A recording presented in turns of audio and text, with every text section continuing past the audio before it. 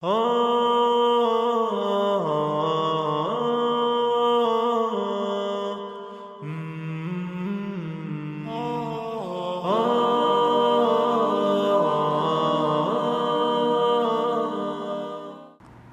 alaikum wa rahmatullahi wa barakatuh.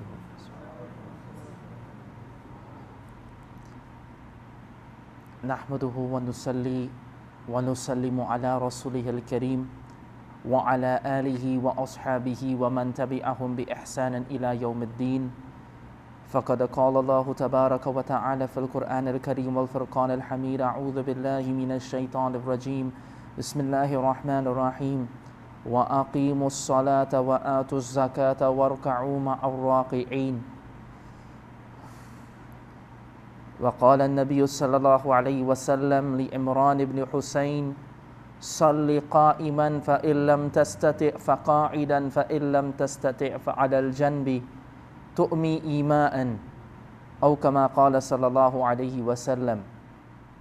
صدق الله مولانا العظيم وصدق رسوله النبي الكريم ونحن على ذلك من الشاهدين والشاكرين والحمد لله رب العالمين. سبحانك لا علم لنا إلا ما علمتنا إنك أنت العليم الحكيم. رب اشرح لي صدري ويسر لي أمري واحلل عقدة من لساني يفقهوا قولي. ربنا يسر ولا تعسر وتمم بالخير وبك نستعين يا فتاح. ربي زدني علما. اللهم صل وسلم دائما أبدا على حبيبك خير الخلق كلهم. My dear respected brothers and sisters in Islam, today we continue with Babu Salat al-Marid, the chapter of the Salah of the sick person. We have mentioned a few masail on this line in the makruhats of Salah, in different things with regards to Salah, the compulsory elements of Salah. We will try to deal with it on a more holistic view, inshaAllah. Under no circumstance should Salah be left out. As long as a person has the strength to stand up to offer his Salah, he should stand up and offer his Salah. And Allah subhanahu wa ta'ala, He gave the gift of Salah to the Rasul sallallahu alayhi wa sallam, and it is something that must not be left out under any circumstance except that a person has no choice at all. Nabi alayhi salatu wassalam, in his lifetime, when he was occupied in the digging of the trench, his Salah had to be made qada, and he had to make qada and make up the Salah afterwards. And it was unfortunate, and Allah subhanahu wa ta'ala caused it to happen in that manner. Nabi alayhi salatu wassalam, when he made the qada of those salawat, he stuck to the order of the salah. He performed Dhuhr first, Asr after, Maghrib, and thereafter Isha. But many a times we leave off, or some people leave off their salah for very small excuses, and this is not possible at all, because Allah subhanahu wa ta'ala, we have to be so grateful to Him. He has given us so much. We have to fulfill our obligations to Allah subhanahu wa ta'ala. Remember, Salah only became 5 after the initial obligation was 50. But alhamdulillah, out of the mercy of Allah subhanahu wa ta'ala, He reduced it based upon the shafa'at of the Rasul sallallahu alayhi wasallam upon the counsel of Musa alayhi salatu wasalam, when Musa alayhi salatu wasalam told our beloved Prophet Muhammad sallallahu alayhi wasallam to go back to Allah subhanahu wa ta'ala and ask Him to reduce it, because your community will not be able to perform it.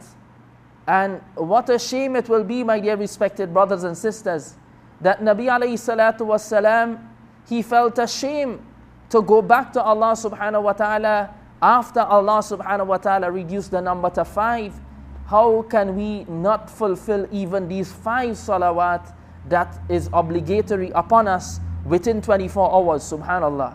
And it's so much time that we have that we can fulfill these salawat. So therefore, under no circumstance, under no condition must salah be left out. and this is where we are coming at, my dear respected brothers and sisters.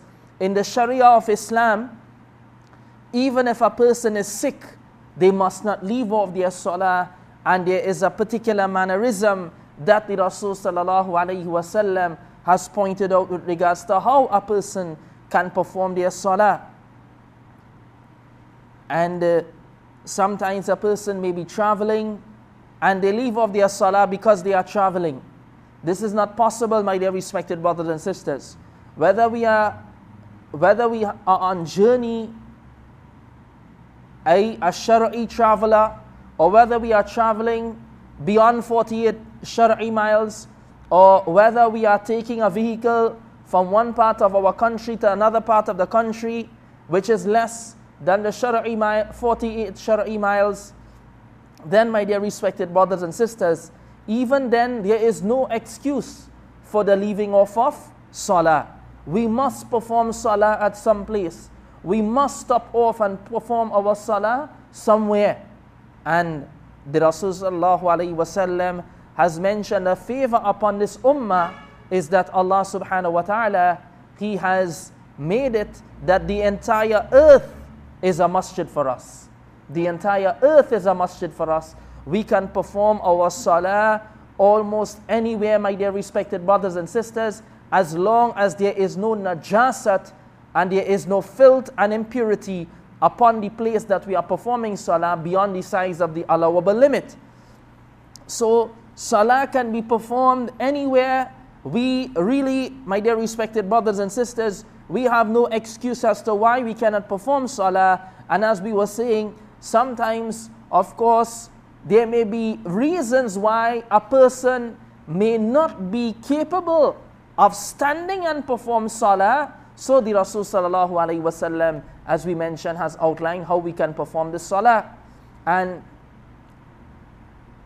some of the reasons why a person can perform the salah in a sitting position as opposed to the standing position, it's because of a sickness, and that person has no strength to stand and perform the salah. Right? That person has a sickness and the person cannot stand and perform the salah. For example, sometimes a person takes in with a severe pain.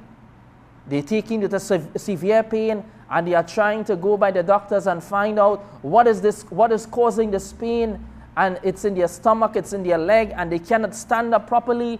They are always crouching, yet still they would have to take some medication or wait until it eases up and perform salah. So this would be a reason for a person not standing up. Now, as we did before with regards to the compulsory elements of salah, qiyam, standing, is necessary. It's compulsory. When a person is performing salah, they must stand and perform their salah, because standing is from amongst the compulsory arkan and pillars of salah.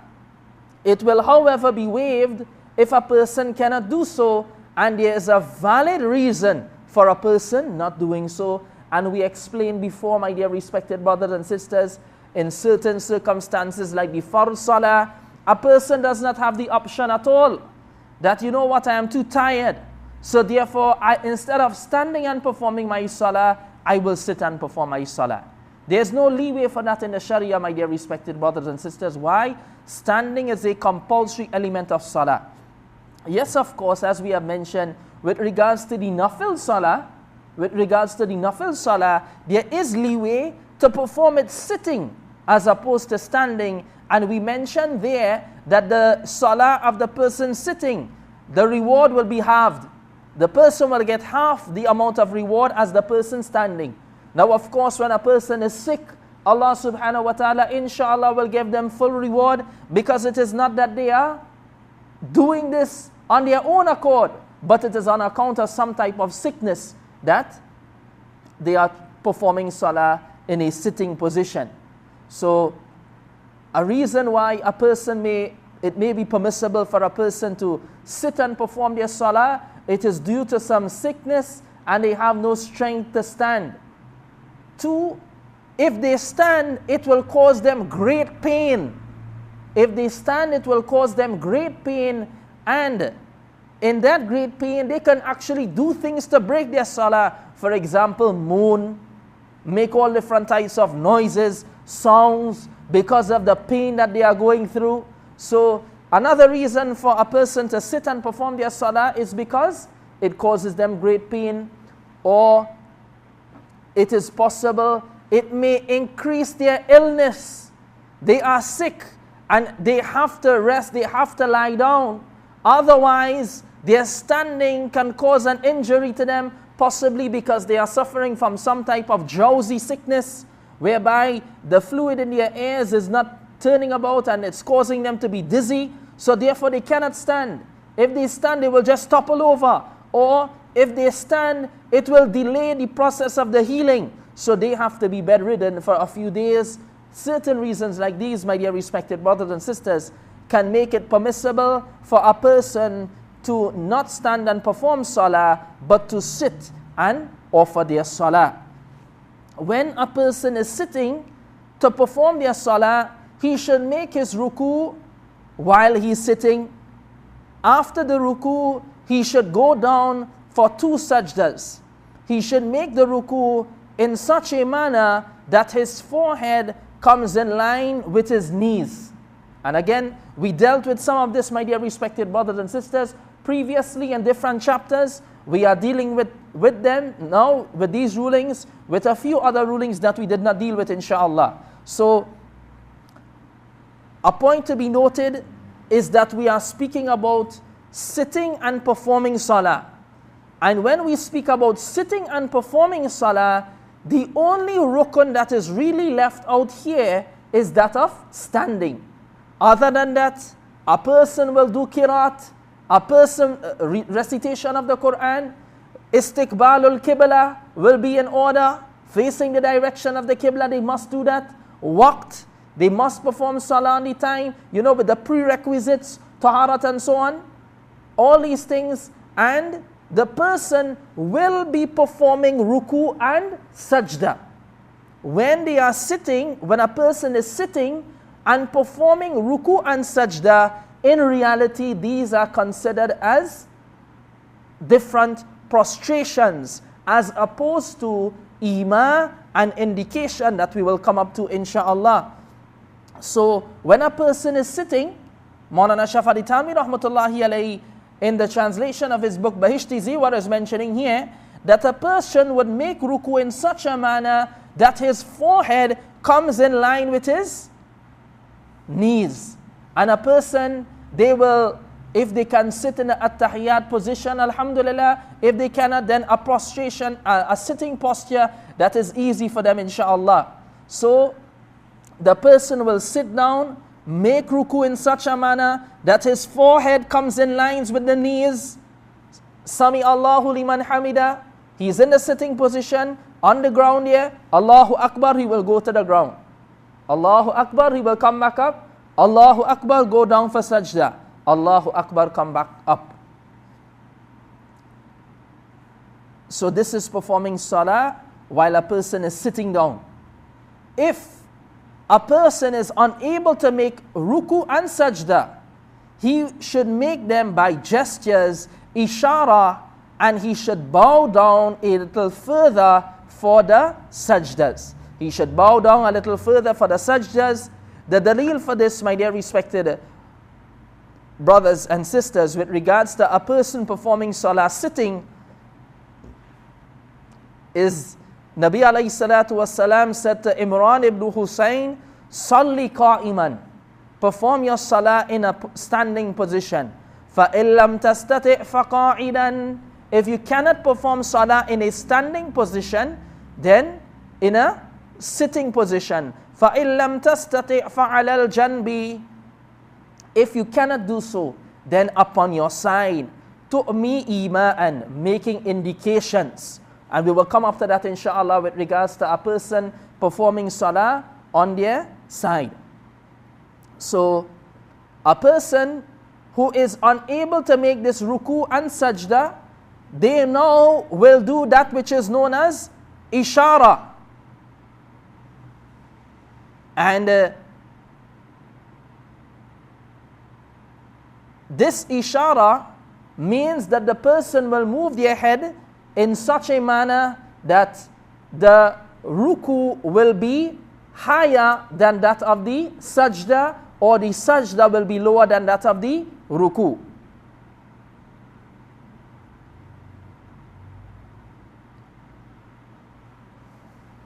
So, a person in the moving of the head, this is ishara.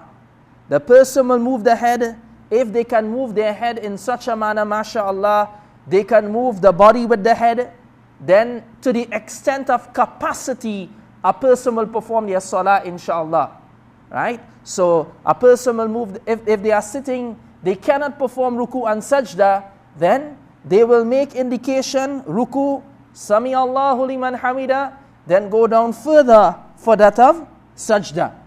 They will go down further for that of sajda because they are not capable of performing the ruku and sajda in the actual manner of going down for sajda. Right?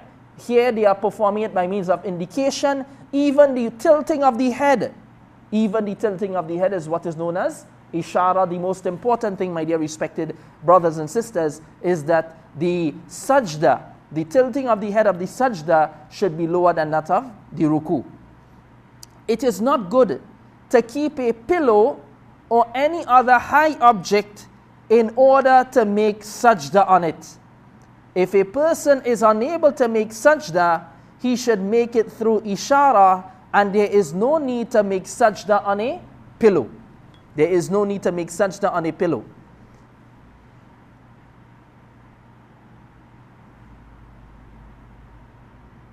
Even in the book of the Hidayah, it mentions وَلَا يَرْفَعُ إِلَى وَجْهِهِ شَيْءٌ يَسْجُدُ عَلَيْهِ لِقَوْلِ عَلَيْهِ السَّلَامِ إِن قَدَرْتَ أَن تَسْجُدَ عَلَى الْأَرْضِ فَاسْجُدْ وَإِلَّا فَأَوْمِ بِرَأْسِكَ وَإِن فَعَلَ ذَلِكَ وَهُوَ يَخْفُضُ رَأْسَهُ أَجْزَعَهُ لِوُجُودِ الْإِمَاءِ وَإِنْ وَضَعَ ذَلِكَ عَلَى جَبْهَتِهِ لَا يُجْزِهِ لِإِنْعِدَامِهِ. So, even in the book of Hidayah, it mentions a person will not lift something towards their face whereby they will make prostration upon it, because Nabi alayhi salatu wasalam mentioned, if a person is capable upon sajda on the earth, let him do so. If not, he will make indication with the head. He will make indication with the head. So again, a person will not keep a pillow or anything, other high object, in order to make sajda on it. If a person is unable to make sajda, he should make it through ishara, and there is no need to make sajda on a pillow. What mention is made here, my dear respected brothers and sisters. This is why we were making differentiation between salah with the actual ruku and sajda. And we were making that point when we are making ruku, even though we are sitting, that is ruku. And we are going to touch our forehead on the ground, that is sajda, though we are sitting. So in the sitting posture, we are performing ruku and sajda. That is a proper ruku and sajda, though we are not standing. The difference is we are performing ruku and sajda in a sitting position, and a person can be performing their ruku in a standing position. When we are performing ruku and sajda by not touching the ground, then when we are not performing our sajda by touching our face, by not touching our faces on the ground, now this is salah with ishara. This is salah with ishara. So therefore, what is being mentioned here, there need not be any need to bring up anything on the face, because we are not performing sajda by the touching of our faces on the ground. We are not performing sajda by the touching of the face on the ground. So as Maulana Shafi'i Tanwi rahmatullahi alayhi mentions here, that he should make it through ishara, right? Making the sajda lower than that of the ruku. If a person has the strength to stand up and offer his salah, but there is a lot of difficulty in doing so, or he fears his sickness will get worse, it is permissible for him to sit and offer the salah, as we have mentioned previously, the different reasons of why it may be permissible. Because a person fears their sickness will increase. It is too difficult for them to perform in that manner because they got some injury, whatever have you, they got a cut, right? And nowadays a lot of people, they have surgeries and so on. And this is the objective, my dear respected brothers and sisters, of doing topics like these. Islam is a practical religion. And we will see our brothers and sisters lying down on the hospital beds. Sometimes one foot may be slinged up. Sometimes they may be lying. They have different rules that they will be guided by in the hospitals. Nevertheless, it does not mean that salah is uplifted from them. And this is why we, as much as possible, my dear respected brothers and sisters, must educate ourselves and propagate this type of information. Because no sooner does a person enter into the hospital, many a times everything just drops off. No fasting, no salah, no anything. Why? Because I'm in the hospital.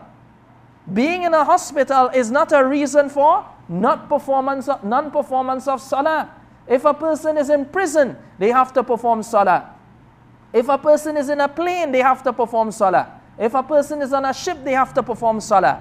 On the earth or on the land, on the sea, we have to perform salah as long as the time comes about for that salah.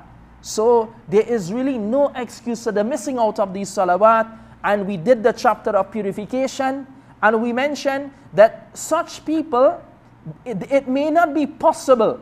They may not be allowed to go into water, or they have not that permission because of their sickness, whatever have you.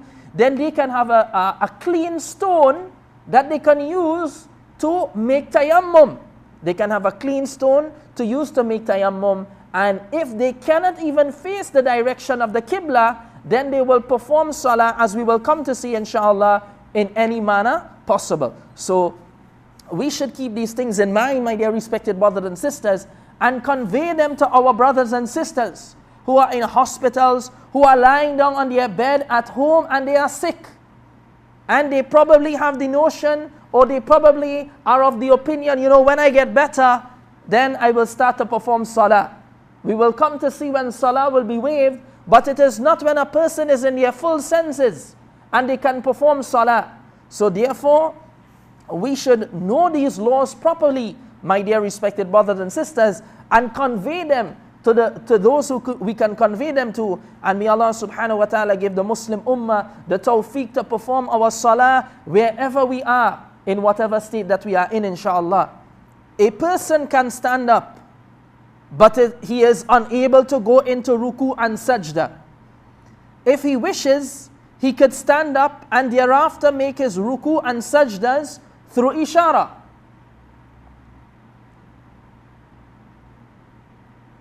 Alternately, he could sit down and make his ruku and sajdas through ishara. However, it is better to sit down and offer his salah. Right? So a person can stand up, and if a person, he cannot make ruku or sajda, but he could stand. He cannot go into ruku and sajda. He could stand up and make this ruku and sajda through indication. Alternatively, he could sit down and make his ruku and sajdas through ishara. However, it is better to sit down and offer his salah. However, it is better to sit down and offer his salah.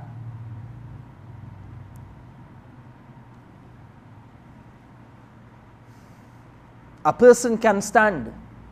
Standing is one of the arkan of salah, but he cannot perform two other arkan of salah, ruku or sajda. So he has the choice. He can stand and perform his salah by the movement of his head, or the little bowing posture, ensuring that again, in all circumstances, the sajda is lower than that of the ruku, or the ruku is higher than that of the sajda. Or the person, he has the choice now to sit down, though he can stand. And as a matter of fact, the fuqaha have written that it is better for him to sit down. The fuqaha has written it is better for him to sit down.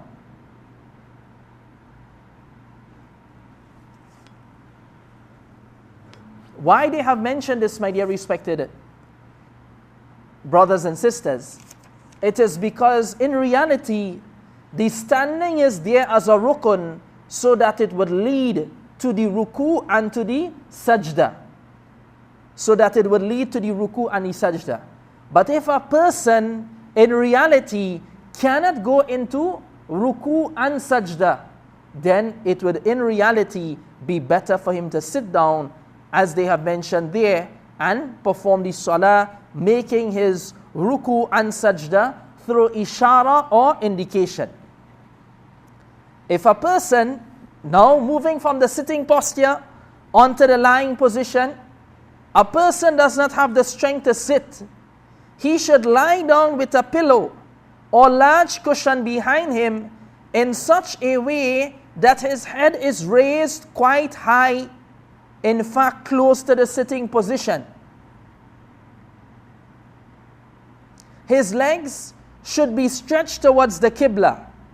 If he has some strength, he should not stretch them. Instead, he should raise his knees. He should then offer his salah by making ishara for the sajdas, and the sajdas should be lower than that of the ruku. If he cannot lie down by having a pillow or cushion behind him in such a way that his head and chest can face the Qibla, he should stretch his legs towards the Qibla and lie flat on the back.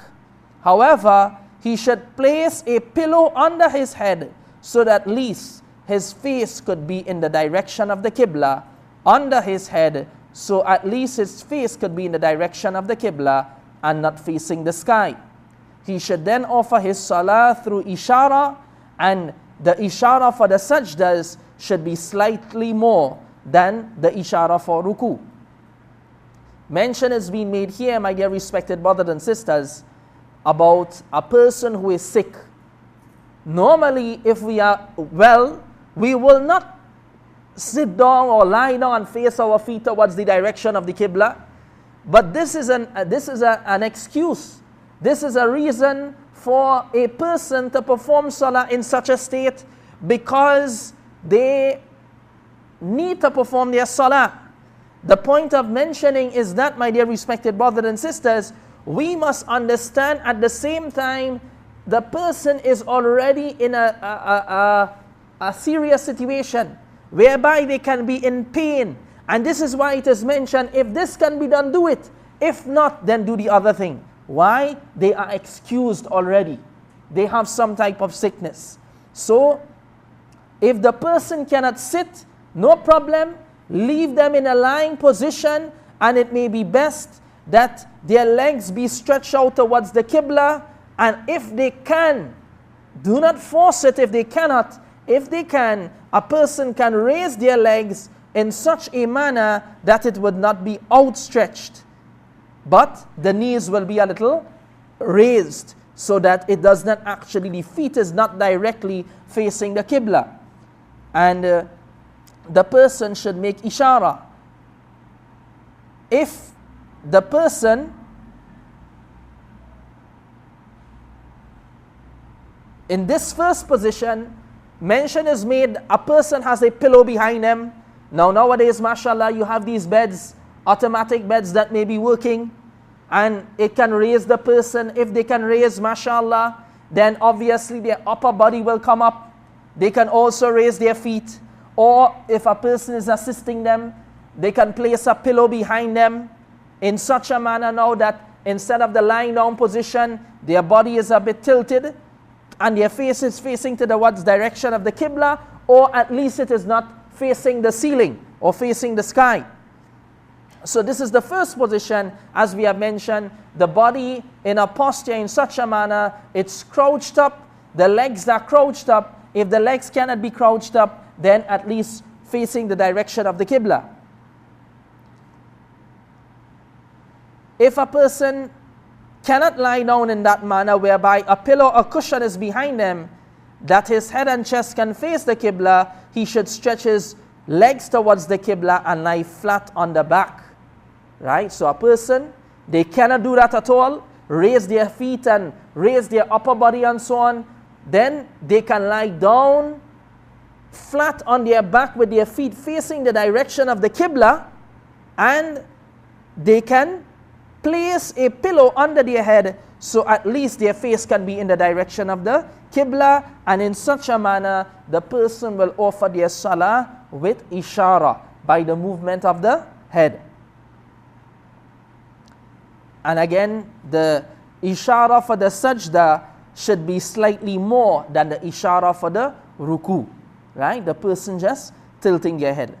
If a person does not lie flat on his back, but instead he lies on his left or right side while facing towards the Qibla and makes ruku and sajda with the ishara of the head, then it is also permissible. However, it is better to lie flat on the back. It is better to lie flat on the back, raising and tilting the head towards the direction of the Qibla. But if a person, because of their state, they are lying down on their side and their entire body is facing the direction of the Qibla, then there is no problem with that also. But it may be better to adopt the previous position as we have mentioned, to lie flat on the back. If a person does not have the strength to even make ishara with his head, he should not offer salah. Right? And we mentioned about the performing salah with the eyebrows and with the moving of the eyes. This is not permissible. The least a person can go and reach to is making ishara with the head. So, a person cannot move the head because of the sickness that they are in. They are paralyzed, whatever have you. They cannot move their eyes or their eyebrows to perform salah. They will be absolved for the salah until, if this condition remains for more than 24 hours, more than 5 salawat, he will be completely excused from offering salah and will not have to make qadha from this after recovering from his sickness. But if this condition did not last for more than 24 hours and he gained the strength to offer his salah with ishara, then he must make the qadha with ishara. He should not have in his mind that when he recovers completely, only then he will make qadha. If he passes away without making qadha, this person will die as a sinful person. Mention is being made here, my dear respected brothers and sisters. A person, they are paralyzed, for example, ma'adallah, but if it happens, a person, they are bedridden. They cannot move their head, they cannot move their body. They cannot move their head to make indication. Then, they will be absolved from the salah for the time being. If they, for more than 5 salawat, more than 24 hours, they could not perform salah by moving the head with indication, or in a more better state than the head by different types of moving the entire upper body and so on, then they will be absolved from performing salah and making qadha of these salawat. Why? Because it has now become plentiful. It's 5 salawat. 5 salawat and more. But if it was less salah than this, they have missed 2 or 3 salawat. Now they have regained their consciousness. They have regained the ability to perform salah by indication. They will now have to make qadha of these salawat that they have missed. If they do not, and what has been mentioned, qadha of these salawat are very important. So much so, a person should not leave the qada of these salawah and these salah and tell themselves that, you know what, when I come out of the hospital or I recover totally, I will make the qada of this salah. Because if something goes wrong, ma'adallah, or if Allah subhanahu wa ta'ala were to take their soul, then they would be sinful for the non-making of the qada of the salawah. So the important thing, my dear respected brothers and sisters, is that a person should make qada of salah as soon as possible, even if they are sick on the bed. Similarly, if a normal, healthy person becomes unconscious and remains in that state for less than 24 hours, it will be wajib upon him to make qada of the salah that he missed. But if he remain unconscious for more than 24 hours, he will not have to make the qada. Right? So a normal person walking on the street and they got hit in the head with something, they bounced their head with something, they became unconscious, whatever have you, the person just went into a coma for some reason or the other. If it is less than 5 salah, they have to make qada of it. If it is more than 5 salah, they will not have to make qada of it. When a person commenced his salah, he was normal and healthy. However, while in salah, one of his nerves got pinched, for example, and he was able to stand up, he should therefore sit down and offer the remaining of his salah. And if he can, he should also make ruku and sajda. But if he cannot, then he could make them with ishara of his head. But if his condition is such that he does not even have the strength to sit down, he should lie down and complete the remainder of his salah. If a person stands to perform salah, but a very good example that is given here, a person got a pinched nerve and now they cannot stand up, they can continue their salah in a sitting position. Of course, means that they did not do anything to break the salah. Come and help me. Oh, and now they start to moan and groan or did different things, whereby now because of the pain, they try to react to the pain and or try to assist themselves in such a manner that they turn away from the Qibla and did different things. As long as these things are not there, a normal person standing up, some reason or the other, the person, their feet went, they got a pinched nerve, they sat down in a crouching position and they completed their salah, no problem, the entire salah will be order. They made their ruku and sajda. And if they could not even make the ruku and sajda, but could have completed the salah by just making indication of the head, then their entire salah will be in order. Even a person cannot sit down in that position. He stood, when he started the salah, he was standing. But now to continue the salah, he couldn't stand because of this pinch, because of some other illness. Then he will do it sitting. If he cannot do it sitting with ruku and sajda, he will make indication with sitting. And if he cannot make indication with the head in a sitting position, then the final posture is that he lie down and complete the remainder of his salah.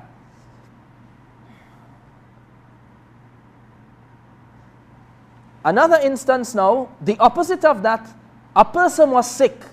So they offered a part of their salah in the sitting position. And they made ruku in the place, they also made the ruku in the place of ruku and sajda in the place of sajda. Thereafter, he recovered in that very salah. He should therefore stand up and complete the remainder of the salah. A person offered part of his salah sitting down and also made ruku in place of the ruku and the sajda in place of the sajda of a standing person. Then he recovered in that very salah. He should therefore stand up and complete the remainder of that salah. A person did not have the strength to make ruku and sajda because of some sickness, and therefore made ishara with his head. In the course of his salah, he felt better that he was able to make ruku and sajda. This salah will become invalid. he should not complete it. Instead, he should repeat the salah. Three things are mentioned here, my dear respected brothers and sisters. Three different positions. One, a person is standing and performing their salah, they become sick, they have to sit down, or they could not perform it in a sitting position, they could have performed it in a lying position, then all these instances are okay. The second instance was whereby a person was performing salah sitting down, but they were making ruku and sajda. Making ruku and sajda, and then they got strength whereby they could have stood up and complete the salah with ruku and sajda. They recovered in the salah and they could have stood up and complete the remainder of the salah. Then in this case, the standing will not nullify the salah because they actually performed the ruku and the sajda. The only thing they omitted was the standing up. And as we mentioned before, the standing up is a means of going towards the ruku, standing and separating between the sajda and the ruku. But the third instance now is that a person could not make ruku and sajda. They were making ishara.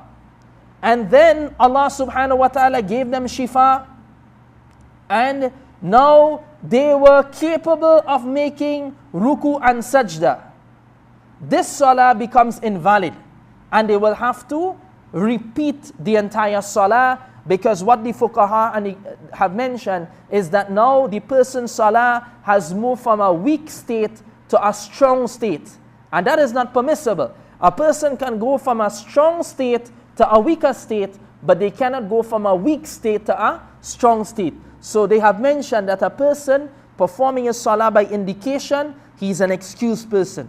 Indication means he's not actually going into the ruku, coming back up, going into the sajda with his forehead touching the ground. He's not doing that by indication, but now he got the strength to stand up, then his salah will not be valid. He will have to repeat the salah. A person became paralyzed and fell so ill that he was unable to make istinja with water. He should wipe himself with either using toilet paper, stone, lumps of clay, in whatever manner, and he will offer salah in this way. If he cannot make tayammum himself, someone else should make it for him. And if he does not have the strength to even wipe himself with a piece of cloth or lump of sand, he does not have the strength to wipe himself with toilet paper, for example, or lumps of clay, he should offer his salah in that very state and should not allow himself to miss any salah. It is not permissible for anyone else to look at his body or to touch it, not his father, mother, son nor daughter. However, it will be permissible for the husband to look at the wife's body and the wife to look at the husband's body. Apart from these two, it is not permissible for anyone else. Mention has been made here, my dear respected brothers and sisters, that a person, they may be so ill and they may be messing up themselves, and sometimes, of course, it will be permissible for a person to take care of them. You have a person who is going to tend to them, change their pampers, change their diapers, as the case may be, change them, clean them up, because they cannot do so. If they can do so, then they must do so on their own accord.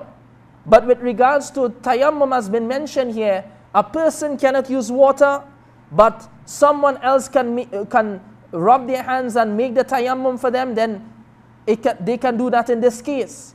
And what has been mentioned here is that the person is paralyzed and they are in such a state whereby they cannot clean themselves. Even then, they will not leave off salah. This is the point to be noted. Under all circumstances, a person will perform the salah because now they are in a state whereby they are paralyzed, their hands cannot move, so they will perform salah in that state. When, of course, they are capable of being clean, then alhamdulillah, that will be the ideal scenario. But if it is not the case, then they will perform salah in that, with that type of uncleanliness. Mention was made here about You know, it is permissible for a male to a husband to look at his wife, and vice versa for the wife to look at their husband, so they can cleanse the other person, whatever have you. But without need and necessity, a person cannot cleanse the opposite sex or whatever have you, or a person cannot look at the private part of another person. And that is the point that was emphasized here, my dear respected brothers and sisters. So it is not just that, you know, other people go cleaning other people on account that the person, you know, his hand was fractured, and without necessity a person went to do so. But if it is out of necessity, then of course a person will do this with gloves or whatever have you, and a person would assist the sick person. There are a few more points inshallah upon the topic of Salatul Marid. We will stop here on this point, and in the next session we will complete Salatul Marid, the Salah of the sick person, and continue with another type of Salah inshallah. Join us again for that. Jazakallah. Assalamu alaikum wa rahmatullahi wa barakatuhu.